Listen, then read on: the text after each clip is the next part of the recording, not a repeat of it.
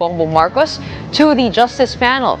The move officially starts the clock on the one-year prohibition against new impeachment bids, effectively consolidating the cases from Attorney De Jesus and the Makabayan bloc. Former President Rodrigo Duterte has been declared fit to stand trial by the International Criminal Court, and the decision follows a medical assessment by independent experts who unanimously deemed the 80-year-old former president capable of exercising his rights. And land front-loads critical investments starting this year to fix foundational gaps and align the nation's workforce development with industry needs. Welcome to our program, Morning Matters, where I talk about the issues you need to know for the rest of your day. Now, first in the agenda, 2 impeachment complaints against President Bongbong Marcos have now been referred to the House Committee on Justice, officially triggering the one-year bar rule. Here's a report. Verified complaint for impeachment against President Ferdinand R. Marcos Jr. Just after 6:30 Monday evening, January 26, the House formally referred 2 impeachment complaints filed against President Bongbong Marcos to the House Committee on Justice. This means the impeachment process against the President is now considered deemed initiated, officially set in motion under House rules. One of the complaints referred is the impeachment case filed by Attorney Andre De Jesus, endorsed by Pusong Party List Representative Jet Nisay last January 19. The second complaint came from the group Bayan, endorsed by the Makabayan bloc. I feel good kasi dapat lang naman talaga, alam naman namin talaga na walang dahilan para hindi mangyari ito. Kailangan pag-usapan na natin yung nilalaman mismo ng impeachment complaint, no, laban kay Pangulong Marcos Jr. Dahil siya ang pangunahing responsable at direktang kasangkot sa walang kapantay na lawak at laki ng corruption dito sa flood control scandal. The referral also effectively triggers the one-year bar rule, meaning no new impeachment complaint can be filed against the president within the next 1 year. This now affects what could have been a third complaint being pushed by the group of former Congressman Mike Defensor, Jacinto Paras, and Attorney Ferdinand Topacio. Before the consolidated impeachment complaint can move forward at the committee level, it must pass 2 key requirements. First, sufficient in form. This means the documents must be complete and properly verified, and that the complainants are accountable for what they submitted. Second, sufficient in substance. This means the complaint must include a clear recital of facts or the detailed basis of the alleged violation, establishing the committee's jurisdiction to act on it. Once the complaint is accepted, the president will be given 10 days to respond. After that, the complainants will have 3 days to reply. Under House rules, once the committee finds sufficient grounds for impeachment, it will proceed to conduct hearings.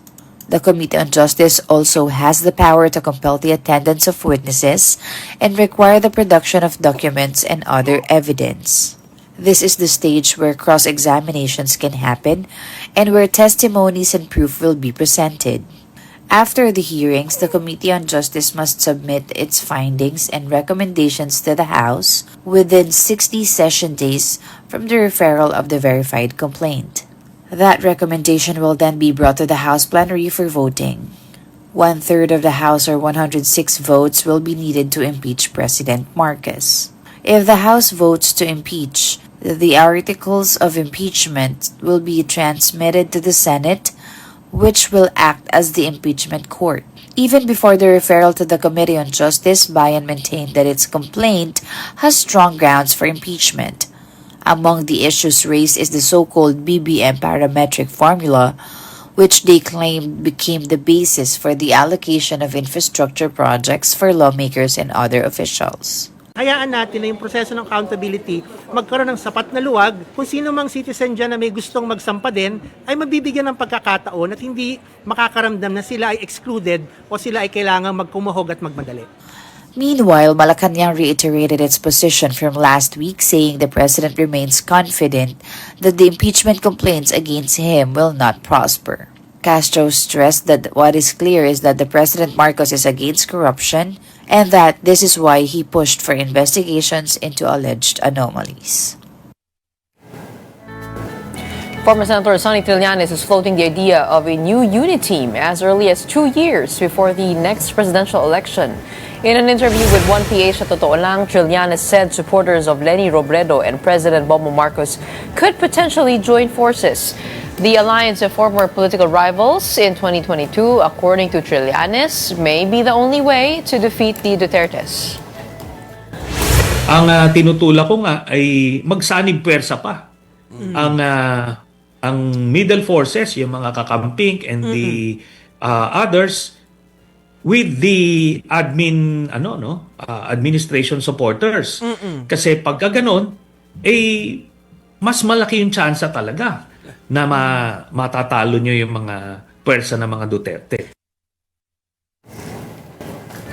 But Robredo's ally, Senator Risa Ontiveros, is cautioning against any drastic move at this point. She stressed that any move toward a unified candidacy must undergo careful and thorough discernment. Yung iba pong mga tanong ay siguro kung ilalapit sa amin ay pag-iisipan at pag-uusapan, magkakaisahin din at a later stage. Pero first things first muna, pagkakaisa at sama-samang desisyon. ICC Assistant to Counsel Attorney Cristina Conti said the defense may still appeal to the ICC Appeals Chamber the ruling declaring former President Rodrigo Duterte fit to stand trial. However, Conti stressed that the pre-trial chamber has already considered the issue resolved, allowing the process to move forward without waiting for the decision to become final. She also clarified that the confirmation of charges and evidentiary hearing and not yet the actual trial, which will determine whether Duterte is guilty or not. May chance pang i-apela sa appeals chamber or parang Supreme Court nila. Pero sa punto de vista ng pre-trial chamber, it has been resolved. Kaya hindi siya maghihintay ng finality ng decision. Kaya may Hindi bigla. Sa punto niya, wala na akong ibang kailangan pagpasya. Tapos na siya sa jurisdiction, di ba? Dati, tapos na rin siya sa interim release.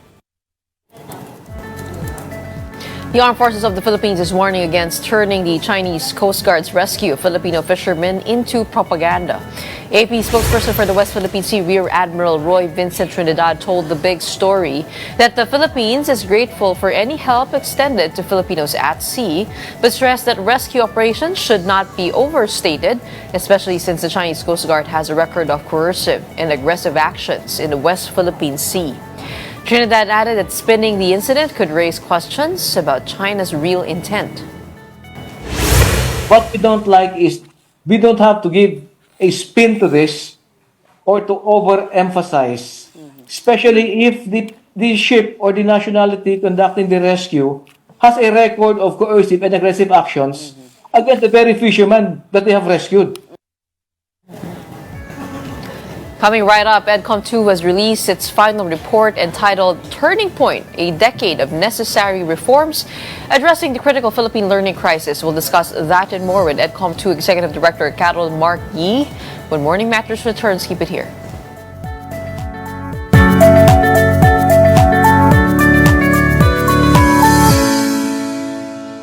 Good morning, Gretchen Ho here on Morning Matters. We talk about the most pressing issues and give you the context behind headlines.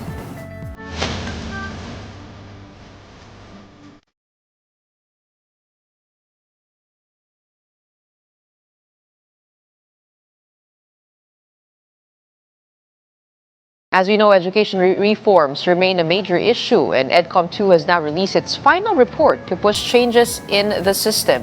The Second Congressional Commission on Education submitted to Congress its report titled Turning Point, a Decade of Necessary Reforms, along with a 10-year education and workforce development plan. Co-chair Representative Roman Romulo flagged mass promotion, where students move up grade levels despite lacking mastery, and said 62% of high school teachers are assigned subjects outside their specialization. Congress leaders also vowed to act on the recommendations, citing the 1.34 trillion peso education budget for 2026 as support for improving learning outcomes. The report is now available to the public online. Joining us today on the show, we have EDCOM 2 Executive Director Carol Mark Yee as the Commission releases its final report on the biggest gaps in Philippine education. Good morning. Welcome to the program. Congratulations. Thank you. On putting all of this together. Thank you so much. So this is the final report. Yes, our third and final report in the EDCOM. Does this put EDCOM 1 and EDCOM 2 together, or is this EDCOM 3? Well, it's a continuation of a story because EDCOM 1 was in the 1990s and they published a voluminous set of reports that cataloged Philippine education in the 1990s. This is an update 30 years later on. Where are we today? What are the challenges we're facing and what should we do in the next 10 years? So in the EDCOM 2 pa rin ito? EDCOM 2 pa rin, yes. Oo. Yes. Okay. How many years are included here in terms of assessment? Yes, so this synthesizes 3 years worth of consultations, researches, 100 plus publications that we worked on with university partners. So all of our site visits, FGDs, all of the findings are here. Do you have quantitative data, or is this mostly qualitative? Both. Actually, talaga. very rigorous quantitative data. We've even worked with PSA to make sure that we are able to put rider questions so that we really understand. For example, the functional literacy study was done by EDCOM with PIDS as well as PSA. And how many schools are included in the study? Well, this is sampling, so it's supposed to be representative of all of the schools and the different students in the country. So the different assessments that were used by DepEd were also sampling. So this is quite representative of the picture of what we're seeing now. Although maybe it could be a bit deeper, as I said yesterday in Congress, no report is ever done, completely done, and ever perfect. And so I think if we can do a bit more, figuring out the real context of last mile schools, indigenous peoples, there are still many contexts that we can dig deeper in the next 2 years of EDCOM. But for now, in terms of a nationally representative baseline, I think this report provides that. I like how you started this EDCOM final report on an optimistic note, saying that Philippine education system is at a decisive moment, defined not only by sobering evidence of a learning crisis, but also unprecedented convergence of alignment, momentum, and collective action. What makes you hopeful about where we are at this point in time, and how it can untangle the compounded mess that is Philippine education? So it is extremely complex, and I always tell people I feel like Scrooge because every time I see someone, it's always bad news, it seems. But to be honest, in the last 3 years, we've never felt alone because there were always so many partners, so many willing volunteers, so many willing organizations, experts to support the work and to make sure that we are able to stop this learning crisis from happening. When we say unprecedented, EDCOM 1 in the 1990s faced challenges because there was resistance in the executive branch. They were not always on the same page. But right now, education has the highest budget in history of Philippine education given to education. Second, we have legislators who are so active and really championing the reforms in education. You have DepEd, CHED, and TESDA for the first time in 30 years actually talking to each other, working with each other. And Kasi dati hindi. Hindi talaga. For the last 30 years, no discussion, no chat group. Ngayon may Viber chat group, always coordinating. And it seems to be trite for others, but in reality, these has severe consequences on students. What do we mean? The mismatch in teachers that you mentioned, the 62%. Why does that happen? Because the supply from the CHED side, from universities, does not match what DepEd requires. So ang dami-daming graduates, for example, hypothetically, in English, in teaching English, pero ang need is science teachers. How are you going to fill it? And so then it exacerbates the mismatch that is happening in our schools. So you have science teachers who are actually English majors. So those are the challenges of non-coordination in a system that has worked in silos for 30 years. So yun ang communication pala ang naging cause nun. One of, yes. Oo. Okay, I know it's a lot, no? A lot of things to unpack. But if you were to have major reforms in the next 2 years of the Philippine president, 2 years left.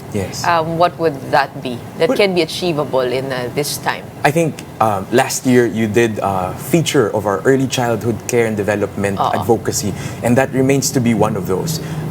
Early childhood is still inaccessible for most Filipinos. They still don't have access to child development centers or daycare, early stimulation from 0 to 4 years old. Stunting is still one of our biggest problems. Our funding for next year does not cover more than half of all children needing nutritional supports. So that's one bucket. The other bucket is mass promotion. we really need to put an end to mass promotion. Did that start in the pandemic? Kasi parang I have this impression that it was because of the pandemic kaya binigyan ng reprieve yung mga estudyante para maka-next level not really. Dati pa? Dati pa. And it is systemic and more cultural than policy actually. So what happens is, pag hindi mo pinasa yung estudyante, we get a lot of feedback from teachers kasi in our consultations. Sabi nila, sir, ayaw naman namin ipasa yung mga bata, pero pag hindi namin pinasa, mapapagalitan kami, pinahamak daw namin yung school, pinahamak daw namin yung division, tapos kami talaga yung kinagagalitan ng community kasi daw nagmumukhang masama yung school, mukhang underperforming. So, this is a few things to phase out the transmutation policy of DepEd for grades, na pag 60 ka, magiging 75. Yung magiging basis ng rating ng principal kung may dropout or may hindi nagpumasa to the next grade level, because then it incentivizes people unintendedly to mark up. Yes, exactly. And so, talagang may ganitong mga kultura at polisiya na pwedeng gawin. But how can teachers fight back against aggressive parents? Exactly, and that one who also. just want their kids to graduate and find work. Exactly. Well, I think that's why That's a lot DepEd, of pressure. it's super, and we really commiserate, empathize with our teachers that they're feeling pressure from left and right, no? Leadership sometimes, division daw, principals daw, parents daw. Tapos kung yung bata hindi makapagbasa, sila din naman yung gagawa. And where do they find the time when they have 60 students in a class? So what we really need is to give supports to teachers to make sure that they're able to have time to actually support, but also that teachers cannot do it alone. Which is why in the last years, we've been working with universities, for example, PNU, Philippine Normal University, LaSalle. So many partners have actually adopted schools and communities to help teachers in tutoring because the ARAL law provides that. The third is parent engagement. We cannot win this battle against literacy if parents are not on the same page. Unang-una, parents should be reading sana to kids at home when they are young. They should be checking on the homework, as we may have experienced in our lifetime, but also that they should really check on the learning of their kids. Kasi to be honest, yes, you can get a diploma, but at the end of the day, if you are not able to comprehend. Pero paano kung yung magulang, Yes. which is many times the case, Yes. ay walang confidence kasi Yes. sila mismo hindi nila alam kung tama yung tinuturo nila sa mga anak nila. That's true. That's true. So paano yun? Which is why it's really the volunteerism that we need to count on apart from DepEd, because DepEd is doing its best. But how will you reverse many, many years and decades almost of lack of attention, neglect, and maybe missed learning days, missed learning years? And so we really need the church, civil society, universities, at least for this period, for the next few years, to work and help and maybe adopt schools, adopt grade levels, and divide the pie para matapos lang natin to, para makausad naman yung mga bata at talagang matuto. You brought up the early childhood development Yes. plan and how underfunded it is, fragmented it is. In this report, Definitely, yes. nakita ko rin yun sa aking documentary. Yes. 25 pesos, believe, for a meal, for nutrition, for the young kids a day. I know. Oo. How do we get the massive budget now to trickle down? Is it a matter of structural reform? Is it a matter of being able to identify which agency is in charge of that? Right. So there are several movements already. One is, in the 2026 budget, our legislators actually increased the budget for feeding already. Kasi I think it increased it by 10 or 15 pesos per day per kid. So that's a significant increase, which resulted in several hundreds of millions being added. I think about 700 million being added for the budget for nutrition and feeding. But the second is that we need to find the kids. Kasi the challenge is, unless they are in the daycare, they cannot be given the nutritional support. And so, kailangan natin ng tulong ng barangay, kailangan natin ng tulong talaga ng LGU to mobilize. Because at the end of the day, nutrition from 0 to 4 is an LGU responsibility. And unless we know where the kids are, and unless they also invest in nutrition, which is what the law actually says, we won't really reach all. Pero nung nagpunta kami dun sa barangay, sa may Rizal yun Yes. ang sabi nila, yung budget daw ay nakadepende kung gaano kalaki yung barangay. Yes. So kung maliit lang yung barangay mo, konti lang yung budget. I mean, how do you change that? Or is that really the policy? Is that the most effective way? Well, that was also because the special education fund, which is 1% of the ERA of each LGU, and they get the local school board to allocate those resources. It's really about prioritization. Of course, there are many competing needs, but at the end of the day, what we're saying is, if you will focus just on three, focus on nutrition, early childhood education, and literacy support. Because those three things will really be the key ways by which we would be able to, I guess, emerge from this crisis. Okay, again, what are those three things? Nutrition, early childhood education, and literacy. And anything that can support literacy. So kung may tatlo, yun lang. Yun lang. Yun ang Yun muna. pinakamahalaga. Yun ang Yun ang pinakamahalagang unahin. Kasi what we're saying is, it should be sequenced. Yes, we can invest in everything that is important now. But if the students who will get all of those reforms are stunted, cannot read, cannot add and subtract, I mean, what will you build on? These are the foundations of learning. So that's really the starting point. Because my concern is that we may be seeing the biggest budget ever for education, pero yung pagbaba nun, yung pag-translate nun to efforts, Yes. does it automatically mean na pag tinaasa mo yung budget, tataas na rin yung... Hindi, di ba? Not necessarily. Medyo mahaba yung dadaanan yung proseso eh. Not necessarily. So, what is it contingent on? Is it dependent on the LGU? Is it dependent on DepEd, on CHED, on TESDA? So many organizations here, right? Yes.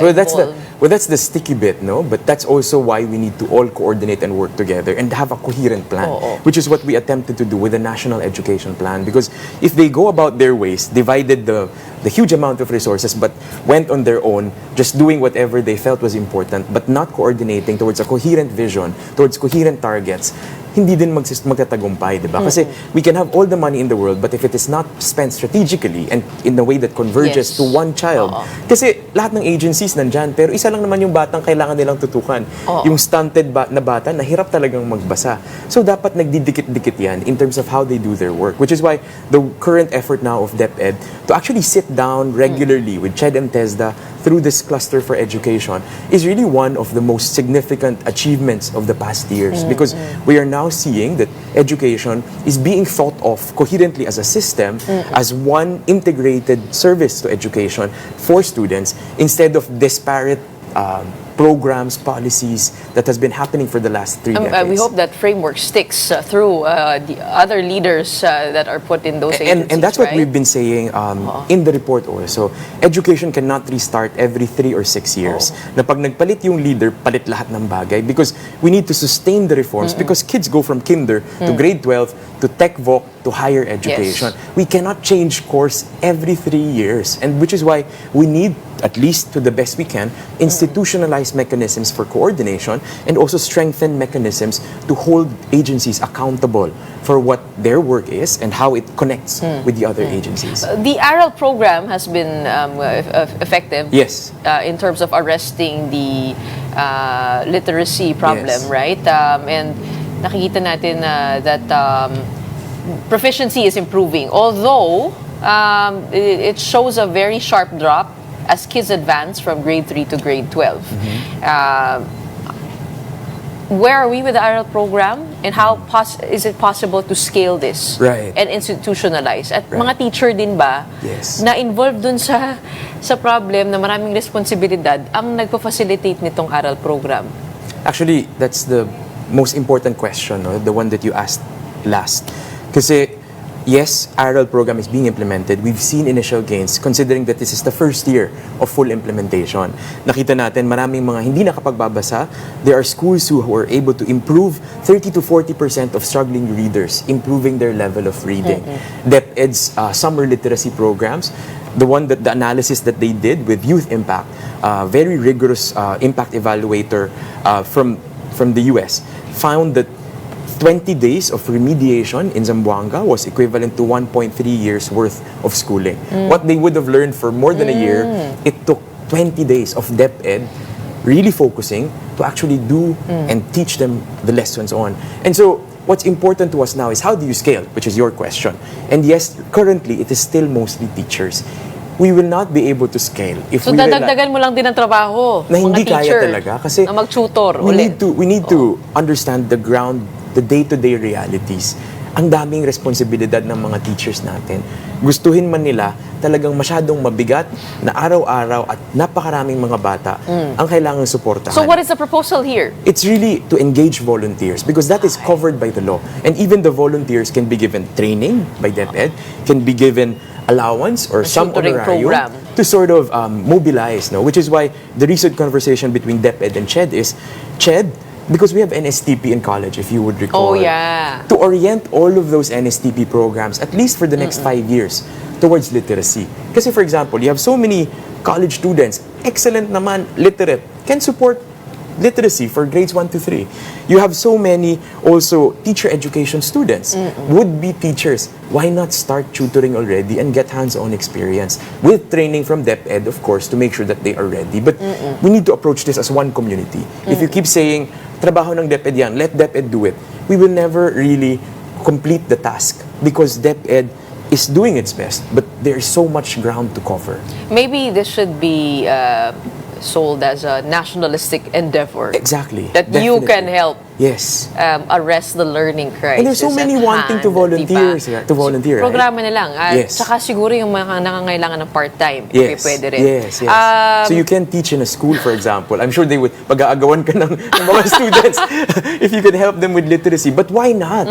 Why not, diba? Added to this teacher problem is the proliferation of diploma mills, which is closely linked to high requirements for promotion, high and long requirements for promotion. What are you seeing there? Well, on one hand, the promotion problem has already been fixed because of the career progression law that was passed and also implemented by DepEd.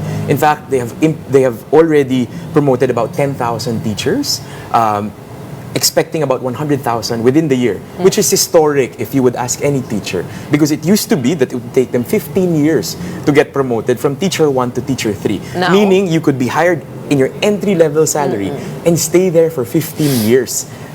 Imagine that. And then when you get promoted... And what's the entry-level salary? My gosh, I think it's SG11. So, I think about 20,000.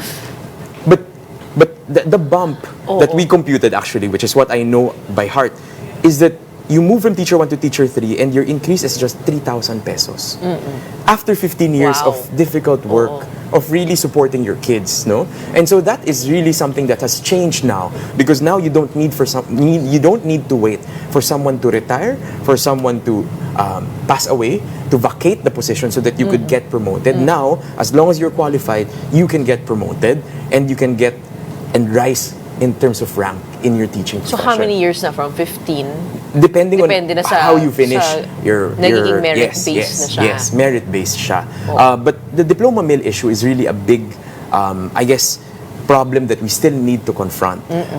We found that there were too many graduate programs, master's and PhD, na overnight, one semester, tapos ka na ng PhD, sinasabi ng mga teachers na lumalapit sa amin, marami kaming messages na nakuha sa teacher, Sir, dito po sa school na pinuntahan ko, pagpasok mo pa lang, tapos na yung thesis, babayaran mo lang.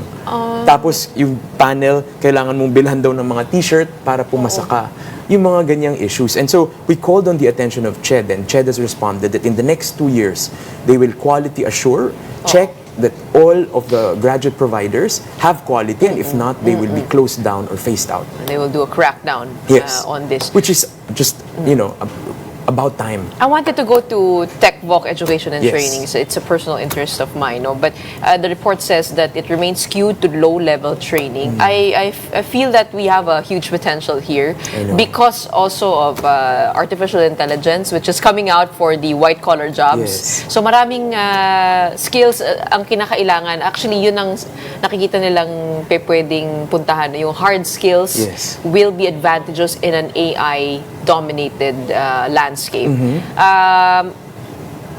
How do we get people to invest on these skills and go to TESTA? How do we make it higher level training? Right. So we analyzed that comprehensively in the report. The most popular TechVoc programs in the country since 2020 or even longer than that, but the data we got was since 2020, is two things, bread and pastry making and driving. Most of those who finish are either driving or bread and pastry making. Sabi ko, ang joke ko lagi kay Sek Kiko, parang we have enough banana breads and muffins in the pantry and pandesals. I mean, di ba? Pero sa ibang bansa, ano yung sa kanila? Pag sinabing technical vocational education, kasi sa ibang bansa parang it can be mas yan yung programming, focus it can nila be eh. animation, Oo. it can be automotive, it can be dental technologist, dental assistant, pharmacy assistant, it can be early childhood teacher. So these are many, many different professions that we could actually unlock and fill gaps. So what this contains also is the workforce development plan which we conducted. And you were right. We found in our analysis that if you finish an IT-related TechVoc program, the returns to education are superior than other NCs. Meaning to say, it is really priced by employers today. We also found that we have deficits, significant deficits in healthcare workers, which could be remedied by having higher level TechVoc programs. Pwedeng bang TechVoc? Yes, NC3, Anong NC4. klaseng ano? Because in other countries, actually, maraming positions na ganyan. Nurse assistant, pharmacy assistants, dental technologists. These are TVET-oriented programs. Level 3, level 4, or So there's NC3, a huge NC4. potential here. So much potential. And that way, you don't only solve the TVET opportunity, but you're also supporting so many families who don't have access to healthcare currently.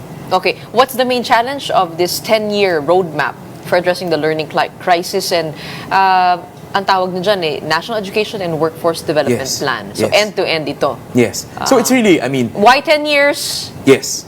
Is that the most undaunting Is way it to not daunting enough? put the solutions on the table? Yeah. Oo. Well, it is sequenced because we need, for example, even if DepEd wants to put up a SPED center for learners with disabilities, it cannot do that and not think about the teacher supply. We don't have enough teachers for special needs education, which is why it is 10 years. Kasi, yes, we need to build SPED centers, but you need to invest muna for scholarships for 4 years to develop a pipeline of teachers in SPED. And then they will start graduating the 5th year. So there are no shortcuts, there are no overnight fixes. Kasi nga, there are many things in education that need to be fixed. Classrooms won't get built, all 160,000 of them in 1 year, considering that in the last year, 22 lang yung na-construct ng DPWH. So, there are many things that we really need to do and sustain for the next 10 years. And to your point, our challenge is really political continuity, political will, and a societal resolve to make sure that we don't get distracted, that we keep caring about education, and we keep talking about it, we keep investing in it. And I think that challenge is not just for government, but for all of us. Because we can tend to forget about the issues and then next Ang year dami. just discuss other things, right? But there are so many in education anyway to go through Pero for the dito next 10 years. nakalatag yan, step by step. Yes. What is essential at the first stage Yes. of this development And what plan? quantitative targets for the next 10 years so that we can hold government accountable, whoever the leader might be. Na nakalagay sa plano, dapat by 2030 ganito na. Bakit hindi? What are you doing? So it's very clear, all articulated concretely. A while ago, just to a final point, amongst all of the agencies, who is the most powerful to be able to solve all of this? Kasi pinag-uusapan natin, kailangan ba sa Kongreso yan? O pwede na sa DepEd level, sa CHED level, TESDA level? I mean, for this to be implemented, which agency should take the lead? Well, most of the reforms that we've talked about is really DepEd. And for the most part, executive agencies can do a lot already on their own. But what we've seen in the last 3 years is if the executive branch and Congress and Senate are talking to each other well and supporting each other, we can achieve so many things. In the last 3 years alone, Congress has passed 10 laws on education supportive of the work of DepEd, CHED, TESDA. Funding has risen dramatically because of this convergence of efforts. And so, dapat yun yung magtuloy-tuloy. I love listening to you and how optimistic you are despite being a Scrooge. I am really, deeply. Maybe hindi halata, but it is. We need to feel a sense of hope. And so where can they find this book? So they can download the EDCOM report in our website, www.edcom2.gov.ph. Turning Point, a decade of necessary reform. We encourage everyone to read it. We also have printed copies that if they need, they can send us a letter, or we're also sending to all universities, all government offices to make sure that everyone knows what we need to do because we need to move as a country. No, I love how specific the details there are. So if you're citizen. You can just pick out one problem Definitely. and work on solving that problem. Yes. Diba? Parang Exactly. kahit mag-tutor lang. Exactly. But you're right to it's time to get to the solutions. Yes, exactly. Beyond the problems. And I always quote Father Ferriols who said na kapag nasabi ng lahat ng masasabi, ang pinakamalaga, hindi na masasabi, magagawa lang. Tama. And panahon ng gumawa. Kasi tama na yung arguing, blaming, turuan. Yes, that's important. Holding accountability is important. But illiteracy and stunting cannot wait. It is far too urgent and every child gets affected for us to keep talking but not do. We need to do. We need to act now. Wise words from our EDCOM Executive Director, Carol Mark Yee. Let's get to action. Yes. Thank you. Maraming salamat for your time today. Thank you. This is again the final report of EDCOM 2, 30 years of Philippine education, all in the book. So we'll get to see that there. Up next, Kabataan Party List Representative Rene Ko joins us to discuss the impeachment complaints against President Bongbong Marcos. Don't go away. Morning Matters will be back after a quick break. Keep it here in One News.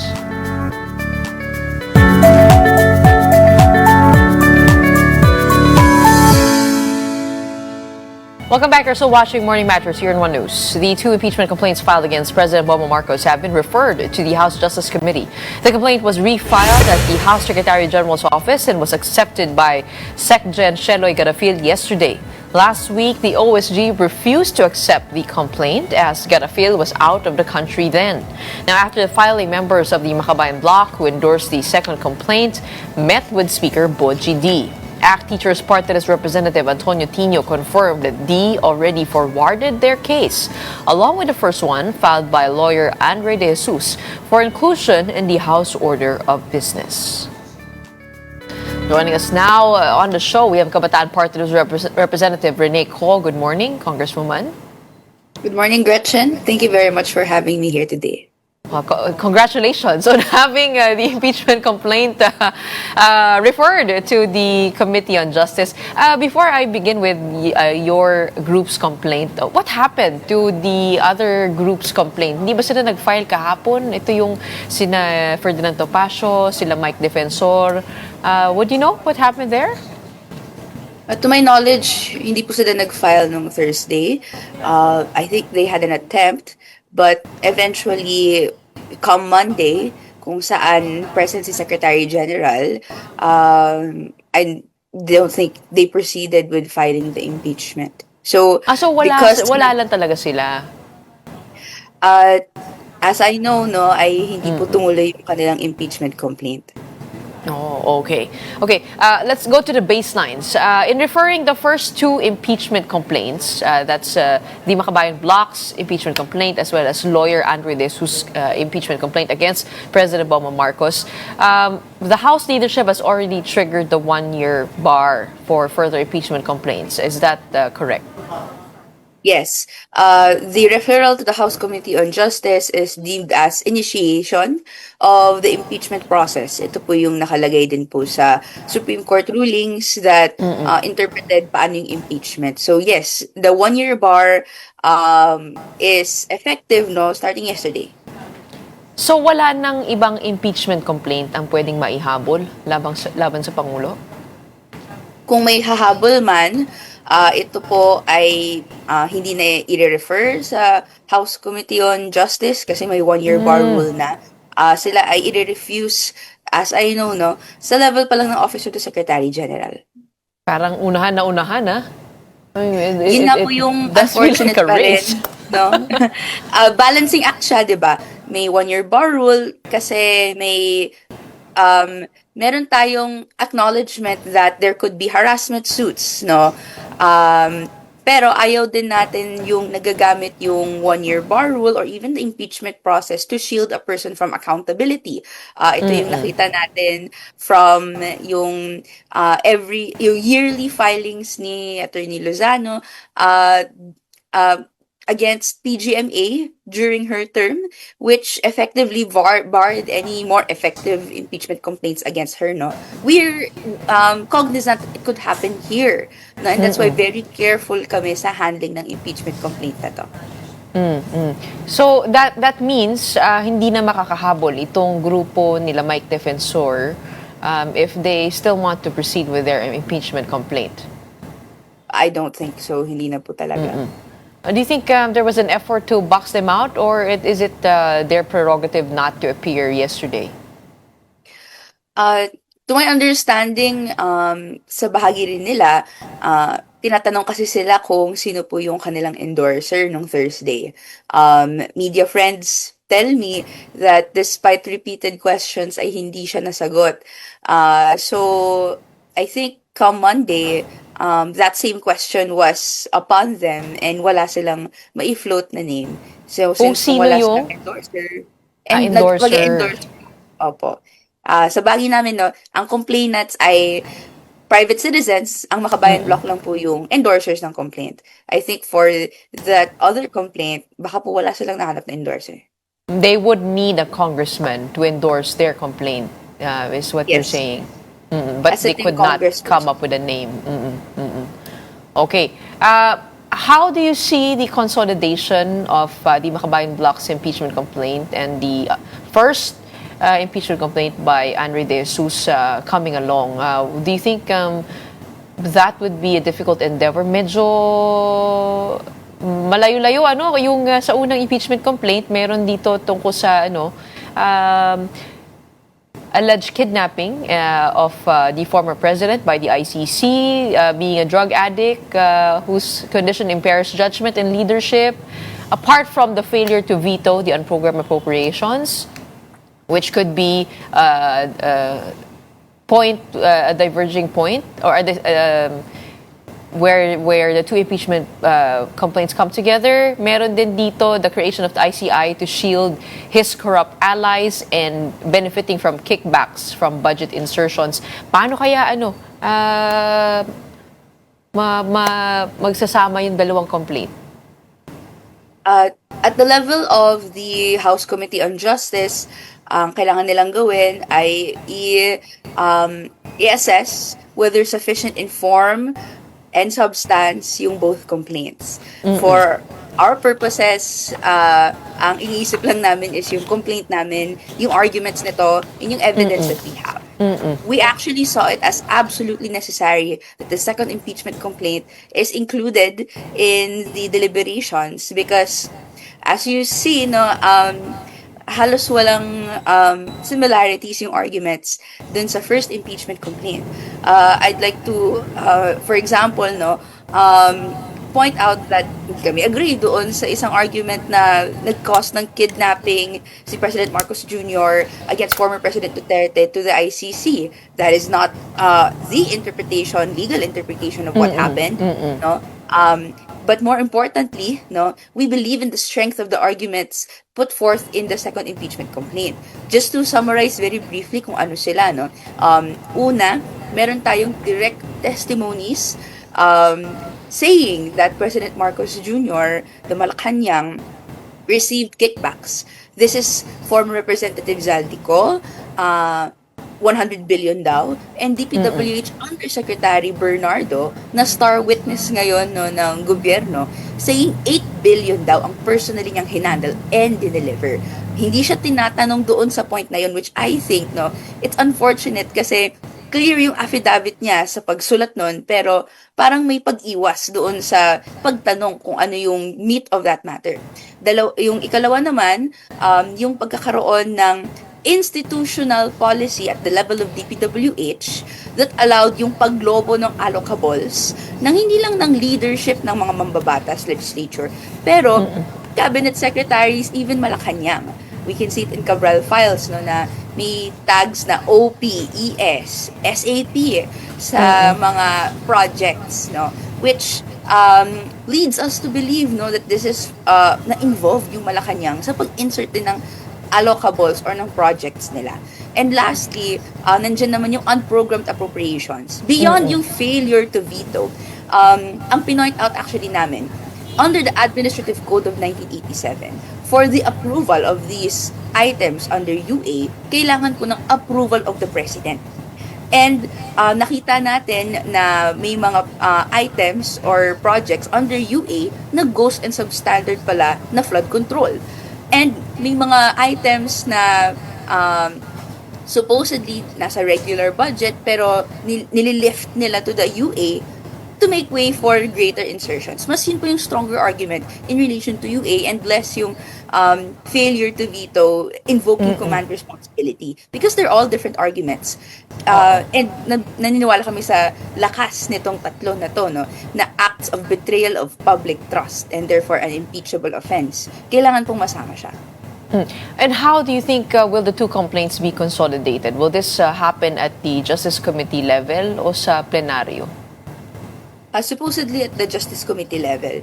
At the Justice Committee level, pwede silang maglabas ng report, no, regarding the sufficiency of the impeachment complaints, form and substance. Pwede rin silang, in that report, no, i-pick out nila alin yung mga arguments that have merit. For example, although, syempre, isang hurdle din yun, dapat may ilaban talaga ng arguments merong ganito.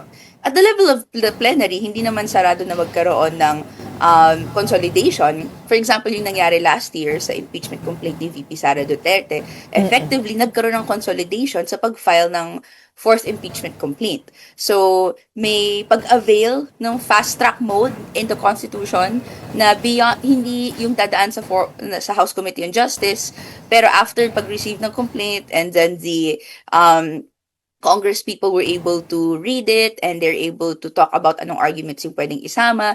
Supposedly, napasok yan sa fourth impeachment complaint and then more than one-third yung nag-sign off on it. It's consolidation at the plenary level, so to speak. It's nothing possible. But given yung numbers ngayon, I don't think that's likely to happen. Ang mas likely to happen is at the House Committee on Justice, ipupuspos talaga yung arguments doon. In a way that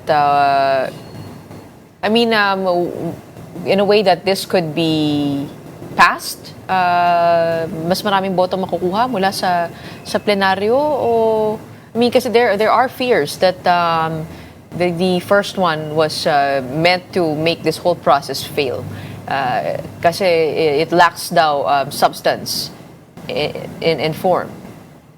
What are your fears over how that consolidation could happen?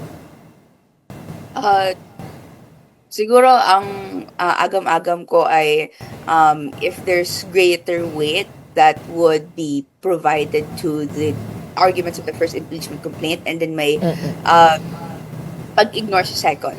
But I think because sinama na po talaga yung two impeachment complaints, imposible nang hindi i-consider in the first place. Siyempre, tactics on the floor na lang na kailangang yung makabayan endorsers ng impeachment complaint, which will be present at every step of the way for the hearings of the impeachment complaints, and sa gilas din ng mas maraming mga kongresistang mag-engage doon sa arguments batay sa konsensya, batay sa prinsipyo. Hindi dapat mag-swing sa favor ng arguments ng first sa second. So Meron siguro, meron bang miyembro ang makabayan sa Justice Committee? ako po ay member ng House Committee on Justice. Oh, that's good. Ako. And Representative Tino is Deputy Minority Leader, ex-officio member ng lahat ng mga committees. Okay. What is your reading of how the SC decision will be applied here? Kailangan nang i-present yung evidence sa Presidente at the Committee on Justice? Isn't this tantamount to trying the case already at that level?